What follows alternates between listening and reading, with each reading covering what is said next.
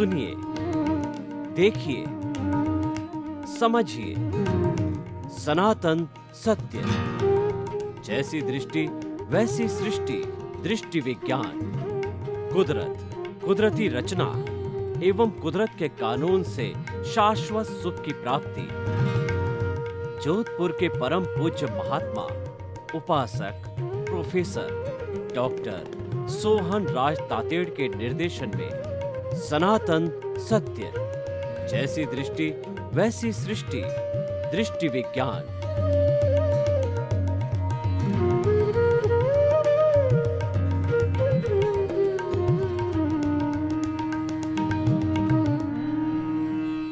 भाइयों और बहनों, मातृशक्ति को नमन।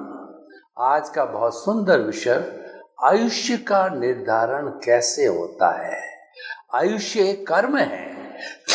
हमारे 8 मुख्य द्रव, 8 मुख्य जो है कर्म कहे जाते हैं, जिनको कि 4 घाती कहा जाता है और 4 अघाती कर्म होते हैं। घाती कर्म होते हैं वो आत्मा के गुणों की घात करते हैं, आत्मा की घात करते हैं। वो है ज्ञानावर्णीय कर्म, दर्शनावर्णीय कर्म, मोहनीय कर्म और अंतराय कर्म।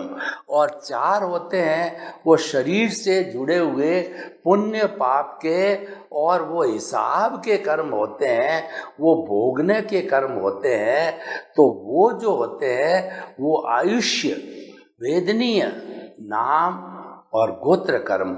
हर शरीर में ये नए नए कर्म मिलते हैं और ये प्योरली भोग के हिसाब से है। हिसाब होता है, उसी को भोगने के हिसाब से पुण्य पाप होता है। इसीलिए कहा गया है ये शरीर पिछले जन्म के कर्म के भुगतान के लिए, और वो कर्म के भुगतान के लिए जो मुख्य रूप से वेदनीय आयुष्य, नाम और गोत्र कर्म है, उसमें एक आयुष्य कर्म है। तो आयुष्य का अर्थ होता है कि जन्म से मृत्यु के बीच का जो पीरियड होता है वो आयुष्य कहलाता है, और वो आयुष्य कर्म के अधीन होता है।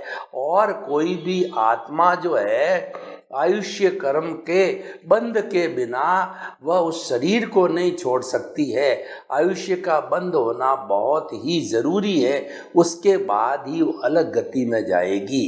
कहने का अर्थ यह है कि बिना आयुष्य के निर्धारण के हम आगे नहीं बढ़ सकते। आज का युग रिटर्न टिकट का युग है, तो हम जाने के पहले रिटर्न की डेट को तय करते हैं, रिटर्न टिकट देते हैं। तो उसी तरीके से हमारा ये शरीर छूटे तो उसके पहले सारी तैयारी कर लेनी होती है। उसको कहते हैं आयुष्य का निर्धारण होता है। और आयुष्य जो है आखिर वो जाकर के अगले जन्म के अंदर सांसों में कन्वर्ट होता है। इसीलिए कहा गया है कि जहाँ सहसा वहाँ आशा, कि जब तक हमारी सांस चलती है हमको, हमारे परिवार के सदस्यों को आशा रहती कि व्यक्ति जिंदा है। चाहे कोमा में भी चला जाए तो भी श्वास चलती है, तो परिवार वाले सोचते हैं कि ये हमारा सदस्य जिंदा है। और जब श्वास रुक जाती है तो डॉक्टर कहता now he is dead body, और उसको जो है मिट्टी समझ करके, जड़वत समझ करके जला दिया जाता है। तो इस तरीके से आखिर ये आयुष्य का बंध कैसे होता है। जैन दर्शन के अंदर इसकी पूरी प्योर मैथमेटिक्स है। उस मैथमेटिक्स को हम आपको समझाना चाहते हैं। हम कोई प्रिजम्पशन लेकर के चलते हैं कि मान लीजिए कि हमारी जो है इस जन्म की, जो मेरे इस जन्म की या किसी के इस जन्म की आयु मान लीजिए कि 90 ईयर्स है, तो 2/3 इसका मतलब पहले 60 ईयर्स के अंदर आयुष्य कर्म का बीज नहीं पड़ेगा, आयुष्य का बंध नहीं होगा। 60 ईयर्स पूरा होने के बाद के अंदर वह जो है वह अंतर मुहूर्त के अंदर आयुष्य कर्म का बंध होगा। इसका अर्थ ये नहीं है कि मैं तो एजम्पशन मान के चल रहा हूँ 90 ईयर्स है, 9 साल भी हम जिंदे रह सकते हैं, 5 साल भी रह सकते हैं। हैं। इसलिए आपको मान के नहीं चलना है कि 60 वर्ष तभी तो कुछ नहीं करो तो आयुष्य का बीज नहीं पड़ेगा। ये तो एजम्पशन है। इसीलिए कहा गया है कि शुभ और शुद्ध प्रवृत्ति जो है हर क्षण करते रहो, न मालूम कब आयुष्य संपन्न हो जावे, क्योंकि अपने आयुष्य का पता जो है वह किसी प्राणी को नहीं होता है। तो इसीलिए 60 ईयर संपन्न पे जो है पहले अंतर मुहूर्त का अर्थ होता है मिनिमम एक समय, तो हमारा पलक झपते ही कई समय चले जाते हैं। इसका मतलब एक नेग्लेजिबल टाइम, मिनिमम टाइम है समय का, और अधिकतम में 48 मिनट्स। अंतर मुहूर्त एक जैन धर्म की पारिभाषिक शब्दावली है। अंतर मुहूर्त का मतलब अधिकतम 48 मिनट्स, न्यूनतम एक समय। तो इसके बीच के अंदर आयुष्य का निर्धारण हो जाता है। अब यहाँ पर दो परंपराएं काम करती है। एक परंपरा तो ये कहती है अगर मान लो कि वहाँ पर जो है वो स्पष्ट आयुष्य का बंध हो गया, तो स्पष्ट आयुष्य का बंध होता है तो जीवन में एक बार ही होता है। एक मान्यता ये मानती है कि जीवन के अंदर 7 कर्म तो हर क्षण बनते हैं, आयुष्य केवल एक बार बनता है। यह एक परंपरा है। दूसरी परंपरा यह कहती है कि जितने चांस 2/3 के बाद में लगभग 8 चांस मिलते हैं, तो ये चांस में करेक्शन दिया जा सकता है। दोनों अपनी अपनी मान्यताएं, दोनों मान्यता को हम लेकर के चलें तो उसके अंदर क्या होगा कि हमारा जीवन अच्छा बनेगा। अगर बंद भी हो गया है तभी भी ठीक बात है, नहीं भी हुआ है तो आप करेक्शन देते रहो। यानी आपने जो जो गलतियां की है, आपने किसी को दुख दिया है, आपने किसी को जो है दोषी माना है, और किसी को जो है जो निमित्त नहीं माना, शुद्ध आत्मा नहीं माना, कर्ता मान लिया, तो आप जो है वो जो प्रायश्चित, सामायिक आलोचना, प्रतिक्रमण, प्रत्याख्यान करते रहो तो शुद्धिकरण हो जाएगा। शुद्धिकरण जो है वो एक बहुत अच्छी सुंदर व्यवस्था है। और कपड़े को जैसे हम धोते हैं, आजकल बहुत पावरफुल डिटर्जेंट आने लगे, कैसा भी दाग हो तो डिटर्जेंट पाउडर धो देता है और कपड़ा एकदम अपनी नवीन स्थिति में आ जाता है। उसी तरीके से आत्मा को धोते रहना चाहिए, क्योंकि इंसान गलती का पुतला, टू एयर इज ह्यूमन, गलती करता रहता है, ये एक सामान्य बात है। लेकिन गलती के साथ साथ में धोते रहना चाहिए ताकि आत्मा मैली न हो। यानी आत्मा मैली का अर्थ क्या है, हमारा अज्ञान है वो समाप्त होते रहना चाहिए, कॉजल बॉडी बननी नहीं चाहिए। सारा संबंध है कॉजल बॉडी से है। कॉजल बॉडी को घटाओ, यानी राग द्वेष हर क्षण घटता रहे और अल्टीमेटली शून्य की अवस्था आने पर ही हम शाश्वत सुख को, मुक्ति को प्राप्त होते हैं। Salvation, emancipation, free from all the karmas, free from the bondage होते हैं। तो ये अगर आपका जो है वो 60 इयर्स के अंतर मुहूर्त के अंदर बंद हो गया है तो आपका जो है स्पष्ट बंद हो गया। और दूसरी परंपरा कहती है कि आप जो है बंद हो गया है तो अब आगे आप करेक्शन दे सकते हो। अब देखिए ये दूसरा सेकंड अटेम्प्ट मानते हैं, 60 तो गए, पीछे 30 बचे, 30 का 2/3 यानी 80 ईयर्स।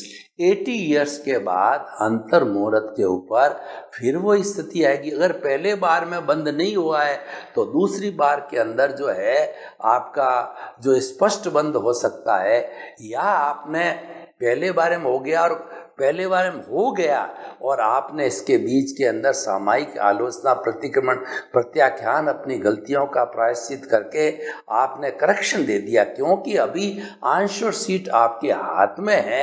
अभी ये जो कुदरत के हाथ में नहीं गई है तो आपको सब पावर है करेक्शन देने की। आपने वो अगर बंद भी हो गया और करेक्शन भी दे दिया, दूसरे में ठीक कर दिया करेक्शन करके। अब अगर 2 बार में भी बंद नहीं हुआ है तो तीसरी बार में आप देखिए कि पीछे कितने बचे, 80 के बाद में 10 साल बचे, तो 10 साल का 2/3 का मतलब 6.67 इतना, फिर जो है 86.7 जो है वह जाने के बाद के अंदर फिर वही अंतर मुहूर्त के अंदर आपका अगर स्पष्ट बंद भी हो जाता है या आप करेक्शन भी दे देते हो तो आप आगे से आगे बढ़ते रहते हो। तो अगर ये सारी अटेम्प्ट यूं करते करते जो है लास्ट हमारा 90 ईयर्स कंप्लीशन का आता है, अंतर मुहूर्त बचता है, तब कहा जाता है कि अंतमति सो गति, यानी जो व्यक्ति जिस लेशिया में मरता है उसी लेशिया में जन्मता है। इन दोनों चीज़ों को आप अच्छी तरह से समझ लें, बड़ी काम की चीज़ है। अंत समय जो होता है हमारा बहुत ही ज़्यादा जो है उपयोगी समय होता है आयुष्य के निर्धारण के लिए। अगर आपने इन अटेम्प्ट्स के अंदर, आपने किसी भी अटेम्प्ट के अंदर अगर आपने स्पष्ट आयुष्य का जो बंद कर दिया है तो वह बंद तो रहेगा ही, और अगर नहीं किया और करेक्शन दे दिया है तो अंत समय के अंदर आपका बंद होना ही है। तो अंत समय के अंदर जैसे जैसे आपके भाव होंगे, जैसी जैसी लेशियाँ होंगी, शुभ भाव है आपके तो शुभ गति का बंद होगा, अशुभ भाव है तो अशुभ गति का बंद होगा, और अंत समय में तो होना ही पड़ेगा, क्योंकि 90 इयर्स कंप्लीशन के बाद में जितनी सांसें बनी हैं, एक सेकंड भी वह जीव जो है वह उस शरीर में नहीं रह सकता है। तो इसीलिए उस समय में तो जाना ही है। तो उस समय में दोनों में से कोई भी फॉर्मूला आप लागू कर दो तो आप अच्छा ही है। अंत समय में भी अपनी जो है लेशियाओं को सुधार दो, यानी जो है आप सबसे सामयिक आलोचना प्रतिक्रमण कर लो, करेक्शन दे दो। आप जो जिस को दोषी माना है, कर्ता माना है, और निमित्त और निर्दोष नहीं माना है, शुद्ध आत्मा नहीं माना है, सबसे जो है आप क्षमा याचना कर लो। तो क्षमा याचना करने से वो शुद्धिकरण हो जाता है।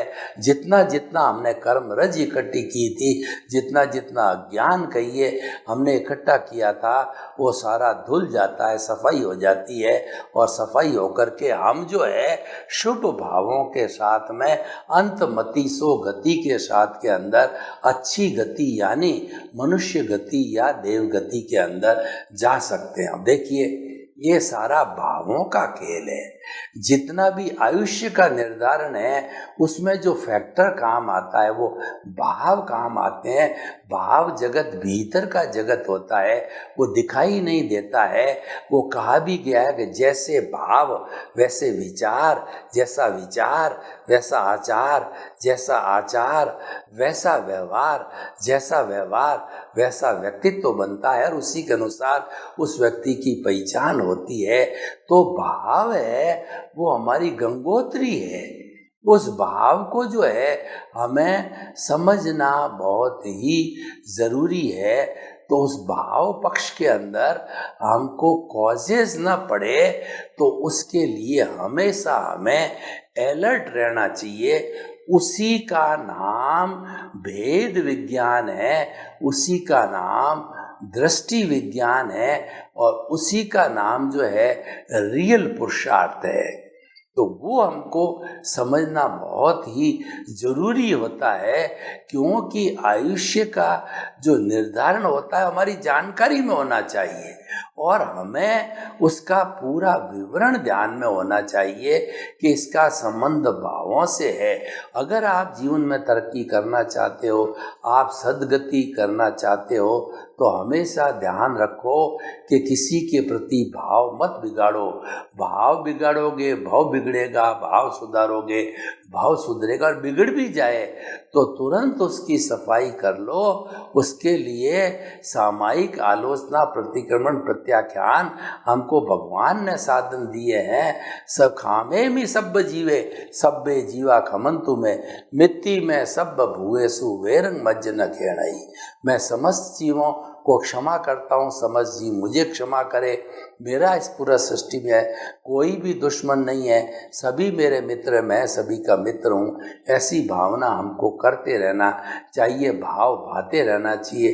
भाव का बहुत बड़ा जो है संबंध होता है। मैं आपको एक उदाहरण देना चाहता हूँ। भगवान महावीर के पास में राजा श्रेणिक अक्षर जो है उनकी उपासना करते करते प्रश्नोत्तरी चलती थी, तो एक उसकी उस समय के अंदर जो है एक जो युवा साधु ने भगवान के पास में दीक्षा ली थी, और उसने जो है भगवान से परमिशन लेकर के वो जंगल के अंदर जो एकांत साधना ध्यान करने लगा। तो वो नया ही मुंड हुआ साधु जो है ध्यान कर रहा था, तो उनका परिचित है कोई भी ग्रुप वहाँ से निकला, और उस ग्रुप ने कहा कि ये कैसा साधु है कि अपने छोटे बच्चे के भरोसे शासन छोड़ करके साधु बन गया। अब उसके ऊपर जो है किसी ने हमला बोल दिया, उसके साम्राज्य को जो है वह कोस रहा है, उसके साम्राज्य को जो है उसे ले लेगा। तो ये उस जो नवदीक्षित साधु के दिमाग में ये उसके कानों तक बात पहुंची कि उसने कहा ऐसा है तो वो कैसे कर सकता। उसने जो तलवार निकाली, भाला जो है वो उनसे लड़ाई झगड़ा उनसे करने लगता है, मैं अभी उनको मारता हूँ, किस तरीके से वो मेरा साम्राज्य हड़प करते हैं। तो उसी क्षण जो है वह राजा श्रेणिक ने भगवान से प्रश्न कर लिया कि अब वो साधु जी जो कि साधना अकेले कर रहे हैं जंगल में, उनके भाव किस तरीके, एक क्षण उनका जो है देवलोक हो जावे, उनकी मृत्यु हो जावे तो उनकी गति क्या होगी। तो भगवान ने कहा कि उनके भावों की श्रेणी गिरती जा रही है, और गिर गए तो वो 7वीं नारकी का बंद कर सकता है, हुआ नहीं है अभी।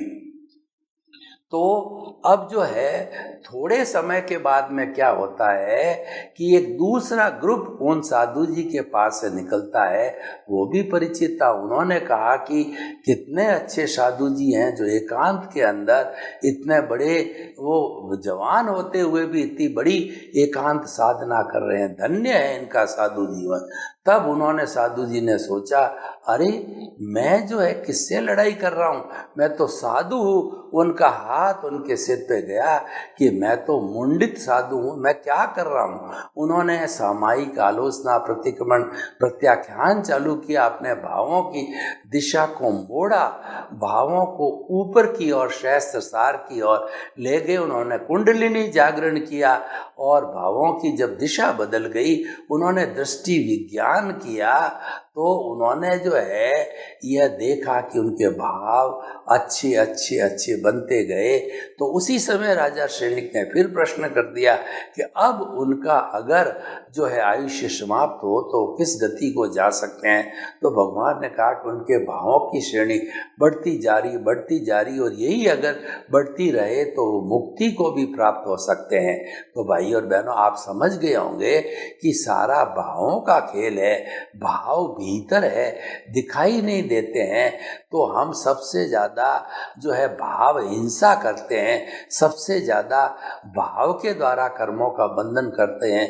जो द्रव्य कर्म बंधन होता है, द्रव्य हिंसा होती है, हमको दिखाई देता है कि चलते फिरते किसी प्राणी को हमने कुचल दिया, मार दिया, वो हिंसा तो हमको दिखाई देती है, और हम जो है उसकी क्षमा याचना करते हैं। लेकिन जो है वो भाव हिंसा हमको दिखाई नहीं देती, और हम जीवन में कितनी भाव हिंसा करते हैं।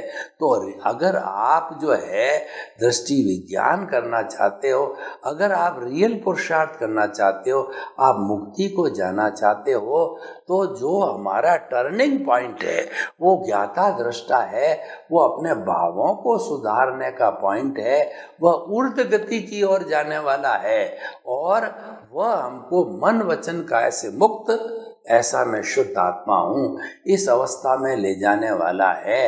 अगर हम मन वचन काया तथा उससे जुड़ी हुई अवस्था मात्र कुदरती रचना है और वह व्यवस्थित है, इसका पालन नहीं किया और हम उसके साथ भुगतान के साथ में जुड़ गए, तो हमारी दिशा जो है वो अधोगति की ओर जाने लग जाएगी और अधोगति से हमारा इतना नुकसान हो जाता है कि हम आयुष्य जो है नारकी तक का भी बंद कर सकते हैं और ऊर्ध्व गति से जाते जाते अभी तो हमारे यहाँ मुक्ति बंद है, लेकिन भावों की श्रेणी हम बढ़ाते रहे। हे सिमंदर स्वामी भगवान, मुझे अगला जन्म आपके चरणों में दो, मेरी तीव्र इच्छा मुक्ति में जाने की है। हे शासन देवी देवताओं, हे पांचाली गुली देवी, हे चंद्रायण यक्ष देव, हे शासन देवी देवताओं, मुझे सिमंदर स्वामी के चरणों के अंदर जाने में कोई भी विघ्न आवे उसको दूर करो, दूर करो और मेरा अगला जन्म है सिमंदर स्वामी के चरणों में हो, ऐसी कृपा करो, कृपा करो, कृपा करो। ऐसी भावना हम प्रतिदिन हर क्षण बाते रहते हैं। तो ये तो भावों का खेल है, कभी हमारे भाव प्रकट भी हो जाते हैं। गलती किया शुद्धिकरण करते रहो। आपने जो अतिक्रमण किया है उसका आप प्रतिक्रमण करो। देखो, आलोचना, प्रतिक्रमण, प्रत्याख्यान ये शुद्धि के प्रकरण है। ये भी हमारे जो आयुष्य से जुड़े हुए हैं, इनको समझना बहुत जरूरी है। आलोचना का अर्थ ये होता है कि आपने प्रत्यक्ष अप्रत्यक्ष रूप से किसी भी प्राणी को किसी तरह का कष्ट दिया है तो सबसे पहले ये स्वीकार करो कि ये गलती मैंने की है, ये कष्ट मैंने दिया है। तो स्वीकार किए बिना, कन्फेस किए बिना आपकी शुद्धि नहीं होती है। हमारे जो ये वर्तमान की जो न्याय प्रणाली है, उस प्रणाली के अंदर कोई भी अभियुक्त अगर जज के सामने कन्फेस कर लेता है कि यह जो है वो गलती मैंने की, अपराध मैंने किया, तो जज भी मनुष्य होता है, उसके मन में भी दया और करुणा की भावना होती है। वो समझ जाता है अभियुक्त जो है कितना ईमानदार है, तो वह अपना जजमेंट लिखते समय में जितना हमने सोचा था उससे कम हमको वो सजा देता है और वो सजा हमारे शुद्धिकरण की होती है। और जज समझ जाता है ये तो भीतर से बदल रहा है, ये तो ऑटोमेटिकली अपना सुधार कर रहा है, ये तो अपनी आलोचना कर रहा है, तो मैं उसको ज़्यादा क्या दंड दूं, इसने तो स्वयं ने दंड ले लिया है। तो आलोचना करना स्वयं दंड लेने के समान है। अपने भीतर प्रभु विराजमान है, उसकी साक्षी से आलोचना करो, यह गलती मेरे से हो गई है, गलती को स्वीकार किया जाता है। उसके बाद में प्रतिक्रमण होता है। हमने गलती को स्वीकार किया तो प्रतिक्रमण का मतलब होता है अतिक्रमण से लौटना। यानी हमने एक्स व्यक्ति जो कि इसी जीवन में हमने उसको गाली किया, गलौज किया, उसके प्रति बुरे भाव लाए, दुर्भावना लाई, उसको दोषी समझा, तो उससे हमें जो है वो व्यक्तिशः रूप से जो है प्रार्थना करनी चाहिए, क्षमता करना चाहिए, मिच्छामि दुक्कडम करना चाहिए। और हमको लगे कि ये हम करेंगे तो हमको गाली गलौज करेगा, तो आप उसकी शुद्ध आत्मा की साक्षी से जो है आप जो है प्रतिक्रमण कर सकते हो, क्योंकि सब आत्माएं वो अव्याबाद होती है, वो एक दूसरे को कष्ट देने वाली नहीं होती है। तो उसकी आत्मा की, क्योंकि वो अब स्टिल जिंदा ही है, तो उसका चित्र बना के उसकी आत्मा की साक्षी से, उस आत्मा से हम क्षमा योजना करके प्रतिक्रमण कर सकते हैं। 84 लाख जीवा योनि से प्रतिक्रमण करने का अर्थ ये हुआ कि वो पूर्व जन्म के अंदर हमसे परिचित नहीं होते हैं, लेकिन क्योंकि आत्माएं अव्याबाद होती है तो इसीलिए हम उन समस्त आत्माओं से जो है क्षमा याचना मांगते हैं कि आपके साथ में संसार रूपी नाटक से के प्रारंभ से अध्यक्षण पर्यंत किसी भी जो है जीवात्मा, किसी भी जिंदे प्राणी से मेरे द्वारा मन से, वचन से, काया से, करने से, करवाने से, अनुमोदने से किसी को कोई कष्ट पहुंचा है, तो सबसे पहले मैं सब उनको जो है NOC देता हूँ, NOC देता हूँ, और आप सभी मुझे NOC दो, तब मेरी मुक्ति होगी। और जिनके साथ में हमारा भद्र व्यवहार हो चुका है उनसे हमको NOC लेने के बाद ही मुक्ति होगी। व्यवहार शुद्धि बिना निश्चय शुद्धि नहीं है। जब तक सबसे हमारी एनओसी नहीं होगी तब तक हमें उसका हिसाब चुकाना पड़ेगा, हमें संसार में रहना पड़ेगा, शरीर धारण करना पड़ेगा। तो ये सारा जो है प्रतिक्रमण है। प्रत्याख्यान का अर्थ ये है, आपने प्रतिक्रमण तो कर लिया, साथ में आप जो संकल्प कीजिए कि भविष्य के अंदर मैं ऐसी गलती कभी नहीं करूँगा, उस संकल्प को जो है हम प्रत्याख्यान कहते हैं, त्याग कहते हैं, पचकान कहते हैं। ये जो प्रत्याख्यान हमें जो है करते रहना चाहिए। तो भाई और बहनों, आज का जो एपिसोड है कि आयुष्य कर्म का निर्धारण, मैंने बहुत खोल करके आपको बताया। और एक बात मैं और बताना चाहता हूँ कि कौन सी गति का कब किस तरीके से जो है आयुष्य बनता है। तो नरक गति के बंध के कारणों को बताना चाहता हूँ। वो मुख्य रूप से जो है 4 कारण है। एक तो महाआरंभ, महापरिग्रह और पंचेंद्रिय वध करना, और जो पंचेंद्रिय प्राणियों को मारना, हिंसा करना। इस कारणों से उसको नरक गति मिलती है। और उसमें अगर मान लो कि हिंसा करने में क्रूर भाव होते हैं, तो क्रूर भावों के कारण जो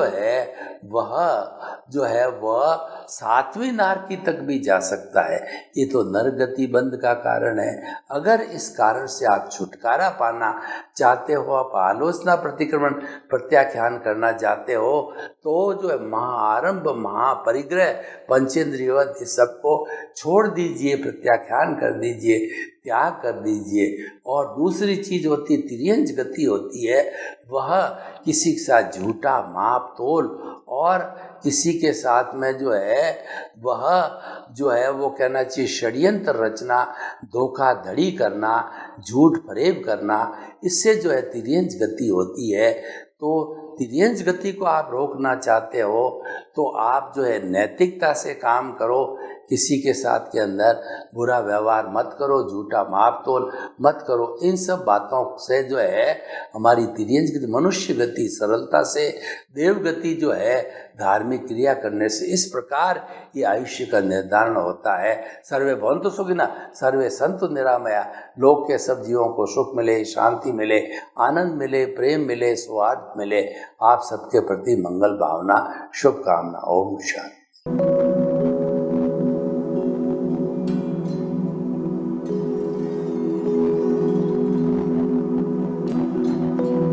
एक ऐसा अंतर्राष्ट्रीय ख्याति प्राप्त मानव जो गुरु प्रेरणा से पिछले 20 वर्षों से वानप्रस्थ जीवन जीते हुए 24 घंटे मानवता की सेवा में संलग्न है।